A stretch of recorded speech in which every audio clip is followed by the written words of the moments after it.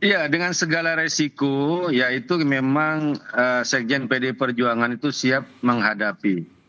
Ya, seperti yang disampaikan tadi, bahwa kita juga ngelihat sekarang, ya, anggota DPR RI dari PDI Perjuangan, Rieke Diah Pitaloka, menyampaikan secara kritis di parlemen, di sebuah lembaga yang terhormat, ya, dan itu dilindungi oleh undang-undang, tapi kemudian dilaporkan ke MKD dengan tuduhan memprovokasi. Ini kan kalau kita ngelihat upaya untuk melakukan intimidasi. Tapi inilah apa yang terjadi di lembaga negara kita, di lembaga penegak hukum kita, ya. Dan ini yang menjadi keprihatinan kita semua. Jadi ketika melihat lembaga-lembaga seperti ini, ya, mau yang namanya KPK, kepolisian, kejaksaan, termasuk juga parlemen, ya. Pertanyaannya adalah apakah masih bisa dipercaya untuk melaporkan kasus-kasus yang juga menyangkut internal lembaga-lembaga ini dan nama-nama yang petinggi-petinggi negara baik yang menjabat ataupun tidak menjabat. Kan pertanyaannya di situ. Lapor ke KPN, lapor ke parlemen, nanti parlemennya dipanggil oleh MKD. Lapor ke polisi, ternyata petingginya juga akan disebut dalam kasus tersebut. Ya, KPK juga sama, kejaksaan sama. Jadi kemana lagi harus melapor kalau bukan langsung kepada rakyat yang memiliki kedaulatan penuh, ya, Tapi yang jadi pertanyaan kenapa negeri ini. kenapa Tentu saja ingin. ini bukan untuk, Tapi Mas Guntur, kenapa yang dan kemudian ini jadi. tentu saja bukan untuk, Mbak.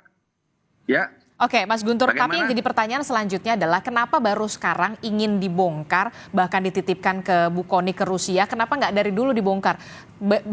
Jadi orang bertanya-tanya juga apakah kemudian ada hanya bluffing atau bagaimana begitu. Jadinya kan juga bertanya-tanya.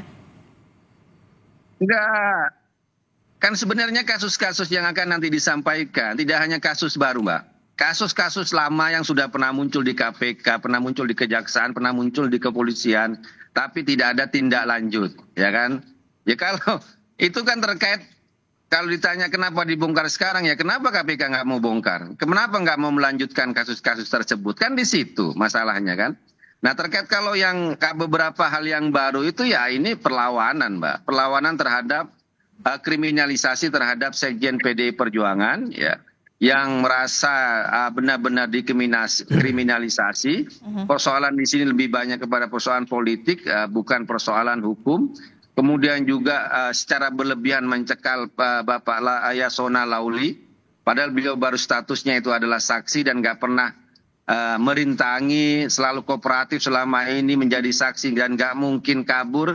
Tiba-tiba dicekal, ini kan upaya untuk menggiring suatu opini, membuat drama politik, ya, dan tujuannya ujung-ujungnya itu untuk menyerang partai PDI Perjuangan. Apalagi kan jubir KPK berbicara akan membuka kemungkinan memanggil Ketua Umum Ibu Megawati Soekarno Putri, padahal kan terkait dengan masalah katakanlah internal partai, masalah pencalekan, masalah PAW, apa urusannya KPK itu mau memanggil Ibu Ketua Umum, ya, yang jelas-jelas dalam putusan pengadilan, putusannya Wahyu Setiawan yang seorang pejabat negara, pejabat publik waktu itu, yang menerima suap dari Harun Masiku, putusan nomor 28 tanggal 15 Agustus tahun 2020, halaman 160-161 disebutkan bahwa uang yang diterima oleh Wahyu Setiawan itu berasal dari Harun Masiku. Tidak ada nama Hasto Kristianto di situ. Nah, di situ kita ngelihat secara fakta hukum ini kasus ini nggak bisa disebut dengan hukum, tapi lebih kepada upaya politik untuk melakukan kriminalisasi terhadap Hasto Kristianto yang bertugas sebagai sekjen partai. Makanya jubir KPK juga mau memanggil Ibu Ketua Umum, kan ini kan semuanya soal desain politik, rekayasa politik untuk menyerang PDI Perjuangan, yang kami tidak tahu siapa sekarang yang meremote KPK.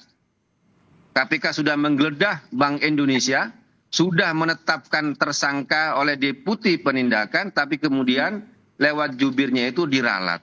Jadi siapa yang meremote KPK gitu?